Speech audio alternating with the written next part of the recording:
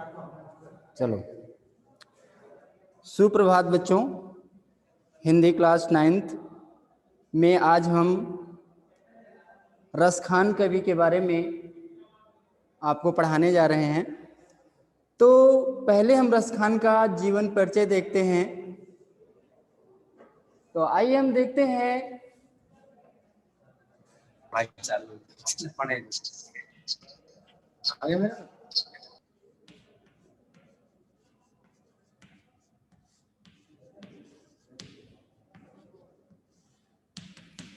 रसखान का जीवन परिचय। रसखान का जन्म सन 1854 में माना जाता है। पहले हम मुख्य चीजों को नोट करते जाएंगे। जन्म तिथि कब का हुआ है? 1800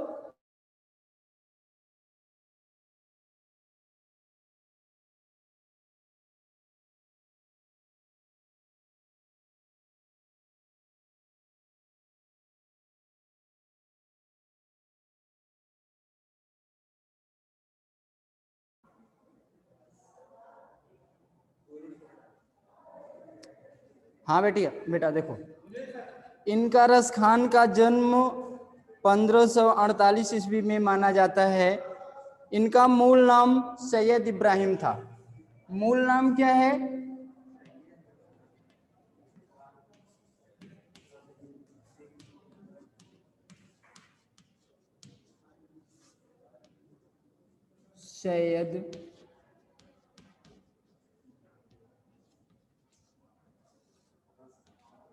सैयद इब्राहिम। वे दिल्ली के आसपास के रहने वाले थे। कृष्ण भक्त ने उन्हें ऐसा मुग्ध कर दिया कि गोस्वामी विठलनाथ से शिक्षा ली। ये देखो, मुसलमान कवि थे, लेकिन कृष्ण की भक्ति ने, कृष्ण का वात्सल्य ने इनको इतना प्रभावित किया कि मुसलमान होते हुए भी इन्होंने कृष्ण को अपना आराध्य माना। और गोस्वामी विठलनाथ जो बल्लभाचार्य के पुत्र थे, उन्हीं से इन्होंने शिक्षा दीक्षा ली और ब्रजभूमि में जा बसे। कहाँ बस गए? ब्रजभूमि में, जहाँ कृष्ण का जन्मस्थली था। सन 1628 के आसपास उनकी मृत्यु हो गई। मृत्यु कब हुई थी?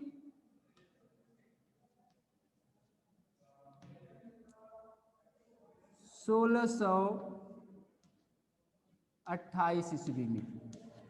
तो आपने क्या देखा?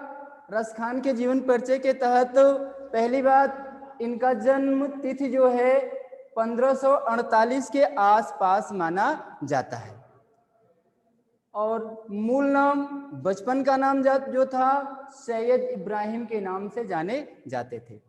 मुसलमान कवि होते हुए भी, मुस्लिम होते हुए भी कृष्ण की भक्ति ने इन्हें इतना प्रभावित किया कि ये कृष्ण के भक्त बन गए और कृष्ण को आराध्य मान करके अपनी कविता करने लगे। ब्रजभूमि में ही इन्होंने अपना निवास स्थान बना लिया। सन 1628 के आसपास इनकी मृत्यु हो गई।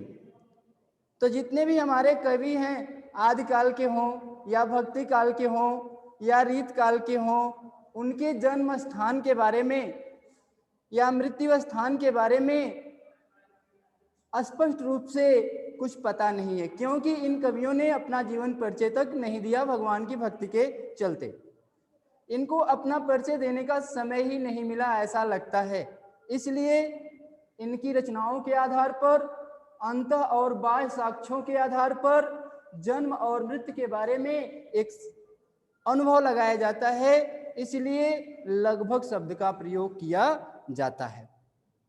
ठीक है, तो अब देखते हैं हम इनकी रचनाएं।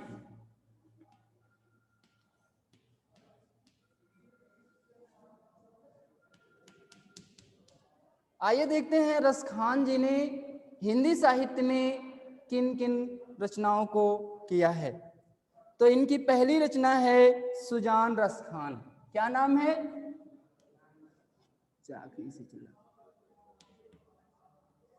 सुजान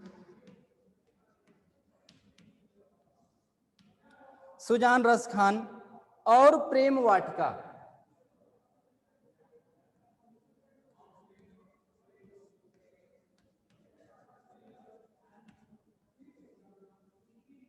प्रेम वाटिका इनकी उपलब्ध कृतियां, हिंदी साहित्य में इनकी 2 कृतियां उपलब्ध हैं, सुजान रस खान के नाम से और एक प्रेम वाटिका के नाम से। रस खान रत्नावली के नाम से उनकी रचनाओं का संग्रह मिलता है। इनकी रचनाओं का संग्रह किसके नाम से मिलता है? रस खान रत्नावली।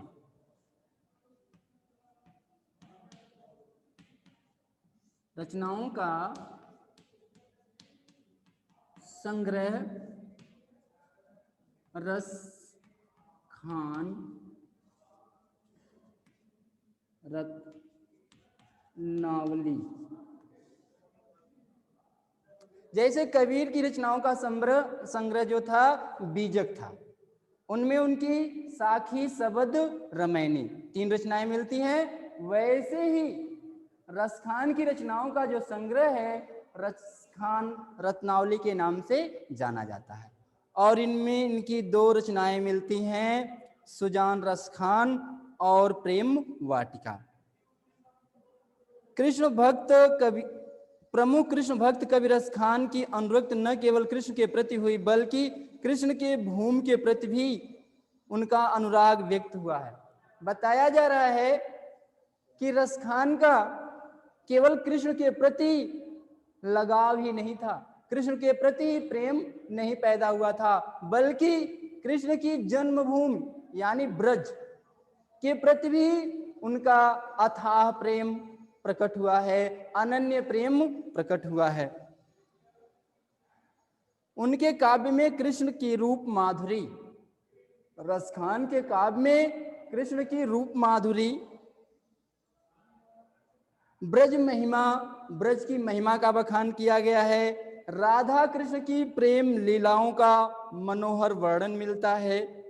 वे अपनी प्रेम की तन्मयता, भाव विह्वलता और आसक्ति के उल्लास के लिए जितने माने जाते हैं, जितने प्रसिद्ध हैं, उतने ही अपनी भाषा की मार्मिकता के लिए, भाषा के मार्मिकपन के लिए, शब्द चयन के लिए और व्यंजक शैली के लिए,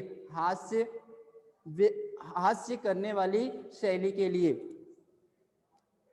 उनके यहाँ ब्रज भाषा का अत्यंत सरस और मनोरम रूप मिलता है, जिस भाषा में थोड़ा भी बनावटीपन नहीं है, थोड़ा भी दिखावापन नहीं है, सहजता, सरलता देखने को स्पष्ट रूप से मिलती है। तो जो यहाँ संकलित है रस खान के सवैये, पहले और दूसरे सवैये में कृष्ण भूमि के लिए कवि का अनन्य लगाव, अनन्य समर्पण व्यक्त हुआ है। कवि ने यहाँ पहले और दूसरे सवैये में ब्रजभूमि के प्रति अपने अद्वितीय प्रेम को प्रकट किया है। तीसरे छंद में कृष्ण के रूप सौंदर्य के प्रति गोपिकाओं का मुग्धता का चित्रण है। गोपिकाएं कृष्ण के रूप सौंदर्य के पीछे कैसे मंत्र मुग्ध थी, इस बात को तीसरे सवैये में रस खान जी ने बहुत अच्छी तरह से व्यक्त किया है, जिसमें वे स्वयं कृष्ण का रूप धारण कर लेना चाहती हैं। चौथे छंद की बात है कृष्ण की मुरली की धुन और उसकी मुस्कान के अचूक प्रभाव से। कृष्ण के मुरली की धुन, जब वो वंशी वादन करते थे और उनके चेहरे पर मंद मंद जो मुस्कान उत्पन्न होती थी, तो मुरली का मधुर ध्वनि और मंद मंद मुस्कुराहट गोपियों को कैसे अपनी तरफ आकर्षित कर लेती थी। गोपियां जहां भी कहीं होती थी, चाहे वह खाना बना रही हो या उपले पाथ रही हो, कोई भी काम करती थी, और जैसे ही उनके कानों में कृष्ण की मधुर मुरली की आवाज पड़ती थी, वह सारा काम छोड़ करके कृष्ण की मुरली की ध्वनि की तरफ प्रस्थान कर देती थी, अपने आप खिंचती चली जाती थी। तो यहाँ गोपियों की विवशता का प्रभाव दिखाया गया है। गोपियां कृष्ण की मुरली के ध्वनि के आगे कैसे विवश उठती थी, अपनी शुद्ध बुद्धि कैसे खोज देती थी, कैसे कृष्ण के मुरली की दीवानी हो उठती थी।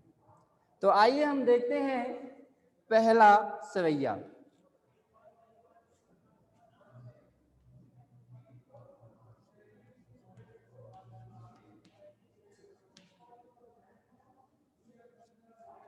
पहला सवैया, ठीक है। देखिए, पहले तो हम हिंदी पढ़ते हैं तो चाहे दोहा छंद हो या चौपाई हो या रोला हो या सोरठा हो या सवैया हो, उसके पढ़ने के तरीके को समझते हैं कि कैसे उसका उतार चढ़ाव होता है। देखिए, मानस हों तो वही रस खान, बसो ब्रज गोकुल गांव के ग्वारन, जो पशु हों तो कहाँ बस मेरो, चरो नित्य नंद की धेनु मझारन, पाहन हो तो वही गिर को, जो कियो हरि छत्र पुरंदर धारन, जो खग हो तो बसेरो करो मिल कालिंदी, कूल कदम्ब की डारन। ये है रसखान का पहला सवैया। तो बेटा, हम कोई भी हिंदी में पद्य में पढ़ते हैं या कुछ भी करते हैं, तो अगर जहाँ भी हमको काव्य सौंदर्य लिखने के लिए आ गया या ससंदर्भ व्याख्या पूछ दिया, तो पहले हम क्या लिखते हैं? संदर्भ लिखते हैं। क्या लिखते हैं? संदर्भ लिखते हैं। बीजी सर को दे दीजिए, वहीं कर देंगे, वहीं पे। पहले बेटा क्या लिखते हैं? संदर्भ लिखते हैं। तो संदर्भ में हम क्या लिखते हैं? अगर किसी भी पद्य के पाठ का नाम और उसके रचयिता का नाम, कवि या कवित्री का नाम आपको पता है किस पुस्तक से लिया गया है, तो आपको क्या है? संदर्भ बना सकते हैं। तो आइए देखिए कैसे हम लिखते हैं। प्रस्तुत काव्यांश।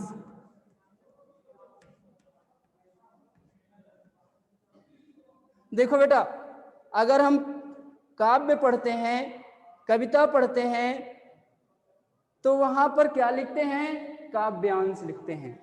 क्यों? कि आपके एग्जाम में जब भी पूछेगा तो पूरा कविता नहीं देगा, कविता का थोड़ा भाग देगा। इसलिए यहां पर शब्द यूज कर सकते हैं काव्यांश, या फिर पद्यांश लिख सकते हैं। क्या लिख सकते हैं? पद्यांश। ठीक। हमारी पाठ्य पुस्तक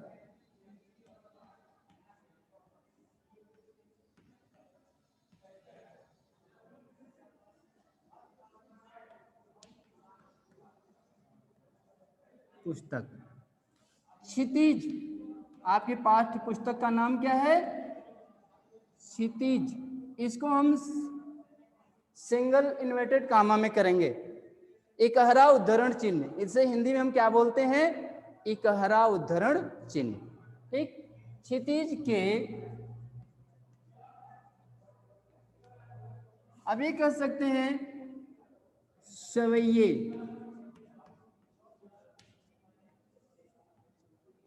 सवैये शीर्षक से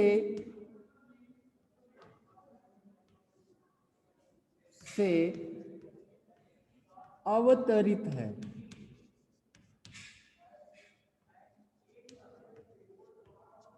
अवतरित है, पूर्ण विराम वही नहीं लगाएंगे।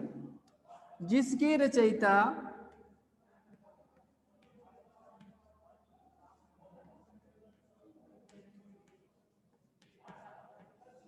कृष्ण भक्त कवि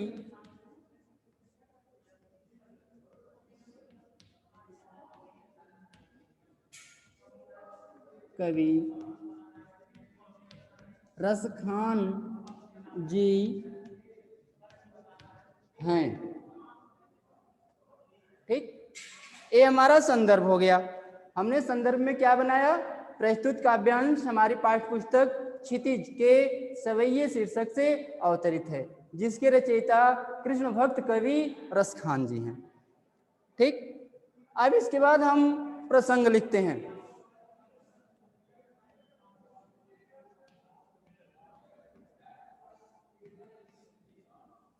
प्रसंग में क्या बताया जाता है कि उस काव्य में कवि जो है किस तरफ या किस चीज का वर्णन करता है, अपने काव्य का विषय किस चीज को बनाया है, किस पे उसका फोकस है, इस चीज को हम बताते हैं। तो हम इसमें लिखेंगे प्रस्तुत सवैये में कृष्ण भक्त कवि रसखान जी ब्रज भूमि के प्रति अपने अनन्य लगाव को व्यक्त किए हैं। लिखेंगे प्रस्तुत काव्यांश में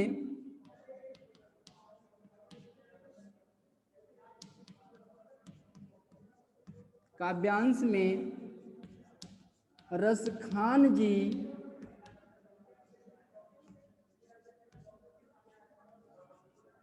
ब्रज भूमि के प्रति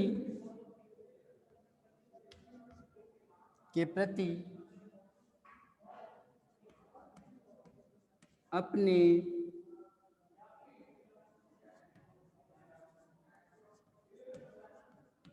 अनन्य प्रेम को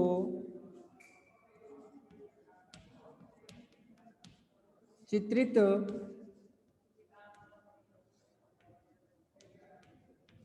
किए हैं। हमारा संदर्भ बन गया, प्रसंग बन गया। प्रस्तुत काव्यांश में रसखान जी ब्रजभूमि के प्रति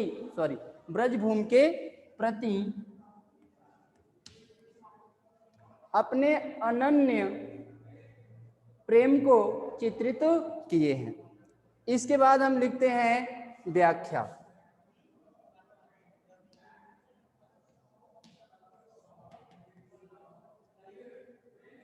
अब देखिए, व्याख्या में हम केवल अर्थ का, जो काव्य लिखा है उसका अर्थ नहीं देते हैं, बल्कि भाव के अनुसार उसे और विस्तृत किया जाता है। तो आइए देखते हैं। रसखान कवि कहते हैं, मानस हो तो वही रसखान, बसो ब्रज गोकुल गांव के ग्वारन। रसखान कवि अपने आराध्य कृष्ण जी से गुहार लगाते हैं, प्रार्थना करते हैं कि ऐ मेरे आराध्य कृष्ण जी, अगर मैं मानुष हूं तो, अगर मैं अगले जन्म में पुनः मनुष्य के घर जन्म पाऊं तो बसों ब्रज में वास करूं, ब्रज में निवास करूं, गोकुल गांव के ग्वारन, गोकुल गांव के ग्वाल बालों के साथ। रसखान जी अपने दिल की हार्दिक अभिलाषा को व्यक्त करते हुए कहते हैं कि ऐ प्रभु जी, यदि मुझे अगला जन्म भी ब्रज में, अगला जन्म मनुष्य के रूप में मिले तो मेरी इच्छा है कि ब्रज के गांव ग्वाल बालों के बीच में ही निवास करूं।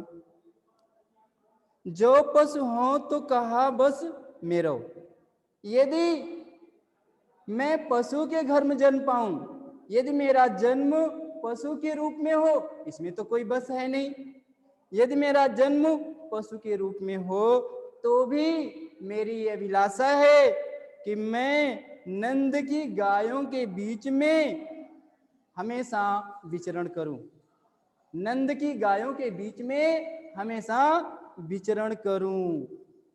फिर अगली इच्छा व्यक्त करते हैं, पाहन हो तो वही गिर को, यदि मैं पत्थर के रूप में अगला जन्म पाऊं तो उसी पर्वत पर जिसे हरि छत्र पुरंदर धारण।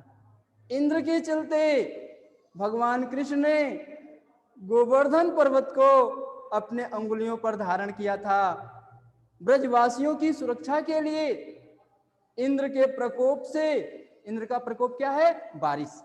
जब इंद्र भगवान ने भीषण बारिश करना शुरू किया तो कृष्ण ने संपूर्ण ब्रजवासियों की रक्षा के लिए गोवर्धन पर्वत को अपने हाथों पर धारण कर लिया और सारे ब्रजवासी उसी के नीचे आ जाते हैं।